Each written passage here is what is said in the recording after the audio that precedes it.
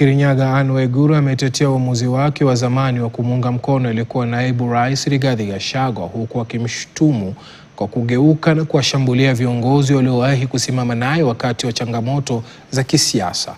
Akizungumza wakati wa mpango wa uwezeshaji uliofanyika Kariti, kaunti ya Kirinyaga, Waiguru alisema alikuwa miongoni mwa viongozi waliomsaidia Gachagua katika nyakati ngumu za kisiasa na hata kufanya juhudi za nyuma ya pazia kusaidia kutuliza hali alipokuwa akihudumu kama naibu rais. Waiguru alieleza masikitiko yake kwamba licha ya msaada aliyopata kutoka kwa baadhi ya viongozi, Gachagua hivi karibuni amekuwa akimkosoa hadharani na kumtaja kama msaliti. Gavana huyo alidai kuwa badala ya kutambua msaada aliyopokea.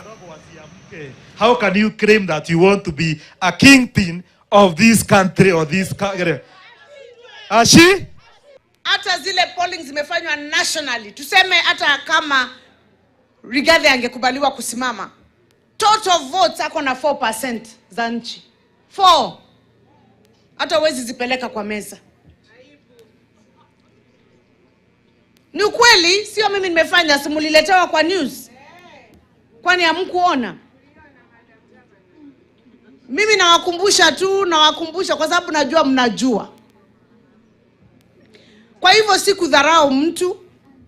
Sisi tunajipanga ndani ya serikali, sio tu kwa sababu ya leo, kwa sababu ya kesho na kesho kutwa.